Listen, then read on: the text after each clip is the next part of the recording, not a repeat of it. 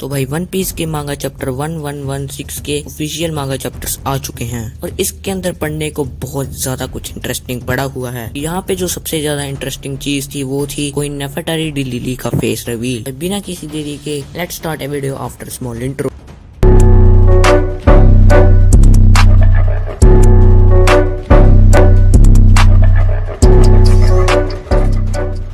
Chapter की starting होती है और जो कवर पेज हमें चैप्टर का बताया जाता है वो उसके अंदर हमारी चाइल्ड यामातो होती है जो कि किंगमोन की पत्नी से कुछ दवाइयां वगैरह ले रही होती है और उसके साथ कुछ डम्पलिंग्स भी ले रही होती हैं लंबे सफर में जाने के लिए। चैप्टर स्टार्ट होता है कि लोग वेगापंक की स्पीच पे रिएक्शन दे रहे होते हैं और वो कहते हैं कि दुनिया को डुबा देने वाले हथियार क्या वो अभी भी यहीं कहीं हैं। फिर हमें यहाँ पे ईमू दिखाया जाता है जो कि लिली की फोटो पे देख रहा होता है। अब वो हमें ये नहीं पता कि वो लिली है या विवी, पर वो हमें एक ओल्ड पिक्चर की तरह दिखाई गई है तो हो सकता है वो लिली ही हो। और यहाँ पे सीधा ईमू कहता है वेगापंक। भाई मुझे नहीं पता तुम्हारे क्या ख्याल है पर मैं इस बंदे की आवाज सुनना चाहता हूँ यार। वैसे भी हमें इसके जेंडर का तो पता लग ही गया है क्योंकि किंग कोबरा ने कहा था कि 800 साल पहले एक राजा था जिसका नाम सेंट नेरोना ईमू था। तो अगर वो रानी होती तो वो क्वीन ईमू कहता। अगर कोबरा ने और इवांकोव ने तब किंग ईमू कहा था तो मतलब कि ईमू जो है वो एक आदमी है। हमें अलाबस्ता का सीन दिखाया जाता है जहाँ पे कारू और गाने वाला बंदा रो रहे होते हैं वीवी की मिसिंग पोस्टर देख के, और एक काउंसलिंग रूम पे जहाँ पे काफी सारे काउंसलर्स होते हैं जहाँ पे किंग कोबरा की भी फोटो लगी होती है।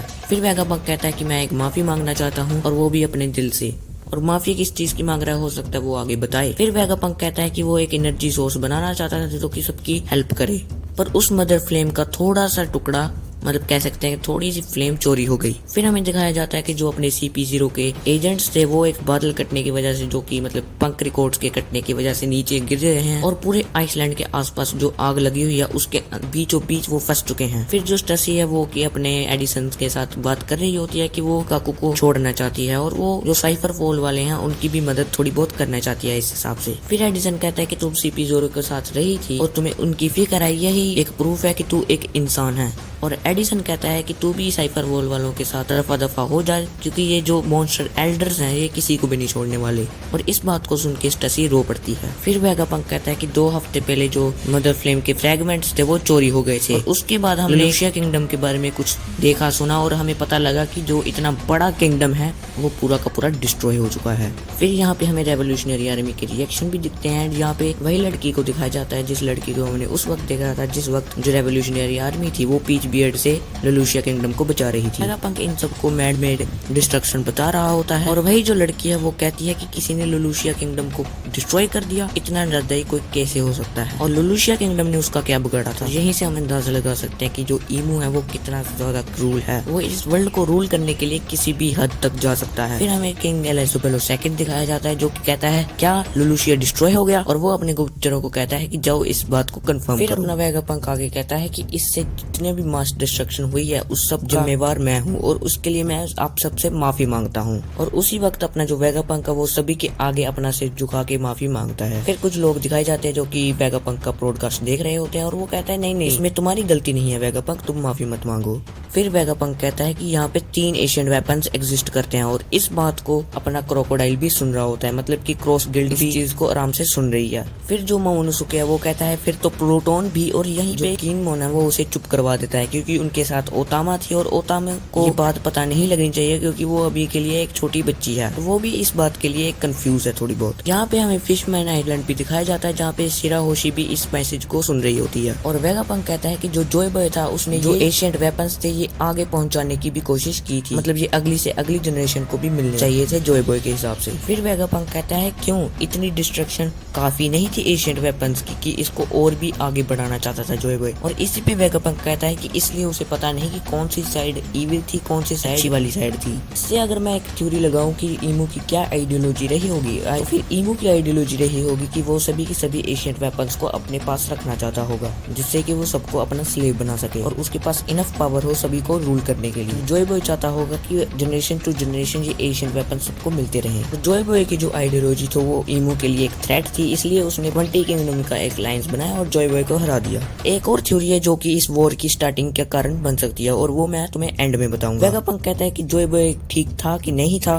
उसका आंसर अब जल्द ही मिलने वाला है। फिर यहाँ पे सेंगोकू दिखाया जाता है कि जो कि सुरुचान के बैटलशिप में बैठा होता है और वो अपने राइस क्रैकर्स खा ही रहा होता है और वो कहता है कि तुम सबका गला घोट दोगे बेवकूफ, जब ये दिन आएगा तब सभी अपनी जान बचाने के लिए लगे होंगे और सभी अपनी जान के लिए डरे होंगे। क्योंकि हमारा सेंगोकू अपनी बैटलशिप के अंदर है जो कि सुरुचान की है, तो हो सकता है जो सेंगोकू है वो हाचिनुसो पे जा रहा है गाब को बचाने के लिए। अगर ये बात सच हुई तो जो अपना सेंगोकू है उसकी पावर भी बहुत जल्दी रिवील हो जाएगी। बाकी मुझे तो लगता है जो सेंगोकू है वो अपना आराम से सुरुचान की शिप पे वैसे ही ट्रैवल कर रहा होगा और ज्यादा कोई बड़ी बात नहीं है। फिर हमें वेगापंक यॉर्क दिखाई जाती है और हमें यहीं पे पता लगता है कि जो अपनी मदर फ्रेम के फ्रैगमेंट स्टोरी हुए थे उसके अंदर इसका ही बहुत बड़ा हाथ था। पर ये इतनी कंफ्यूज थी कि भाई उसको कैसे पता, अपने वेगापंक स्टेला को ये बात कैसे पता, क्योंकि अपने यॉर्क ने अपने मेमोरी को डिलीट कर दिया था और उसको कैसे पता लगा, और उसने अपनी मेमोरी को पंक रिकॉर्ड्स के अंदर सबमिट भी नहीं करवाया था।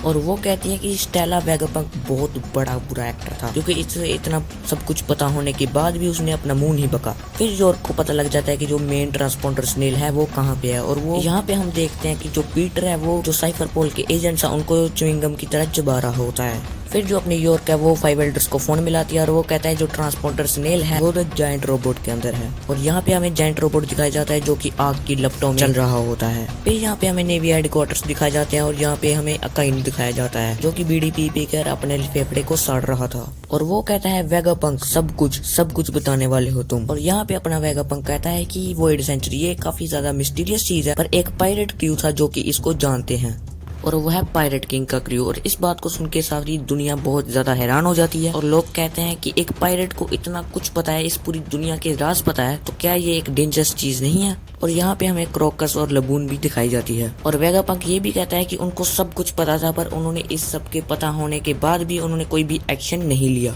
वेगापंक कहता है कि वॉइड सेंचुरी के बारे में जानने के बाद भी वो साइलेंट रहे। फिर हमें सावोडी का कुछ सीन्स दिखाई जाते हैं जहाँ पे हमारी शाकी का बार होता है और वहाँ पे रेली इतना ज्यादा शराब पी बैठा हुआ होता है और वो कहता है मैं तो एक अब बूढ़ा आदमी हूँ और तुम भी एक बूढ़े हो और तुम इतना सब कुछ मत बताओगे जिससे जवान लोगों का मजा किरकिरा हो जाए। क्यों, मैं सही कह रहा हूँ रोजर। और इसी के साथ अपना वन पीस मांगा चैप्टर 1116 खत्म हो जाता है। पर यहाँ पे एक थ्योरी थी जिसके बारे में मैंने वीडियो के अंदर बात किया था कि मैं थ्योरी के बारे में बात करना चाहता हूँ, जिसकी वजह से शायद से वो वॉर स्टार्ट हुई होगी जो कि 800 साल पहले हुई थी। तो थ्योरी ये है कि हो सकता है कि जो अपना ईमू है वो अपनी लिली से प्यार करता हो, पर जो लिली है वो जोए से प्यार करती हो, इसलिए जो ईमू है उसने लिली की जो फोटो है वो अपने फ्लावर चैम्बर के अंदर रखी हुई है। हाँ, यहाँ पे ये भी हो सकता है कि जो 20 किंगडम्स थे उनके किंग और क्वीन सबकी फोटो वहाँ पे लगी हो। जैसे कि हमें पता है कि जो लिली थी उसने सभी की सभी पोनिग्लिफ्स को पूरी की पूरी दुनिया के अंदर फैला दिया था, जिससे कि लोगों को हिस्ट्री का पता लगता रहे। तो फिर उसने इस ईमू का इतना बड़ा नुकसान कर दिया, तो वो उसकी फोटो क्यों लगाएगा, क्योंकि उसके मन में अभी भी उसके लिए कुछ रिस्पेक्ट और लव है। बाकी ये मेरी थ्योरी है, ये सही भी हो सकती है, गलत भी हो सकती है। बाकी ये चैप्टर अभी खत्म होता है, और अगर तुम्हें ये चैप्टर और मेरी वीडियो दोनों पसंद आए तो तुम मेरी वीडियो को लाइक कर सकते हो, मेरे चैनल को सब्सक्राइब कर सकते हो। मिलते हैं अगली वीडियो में, तब तक के लिए बाय बाय।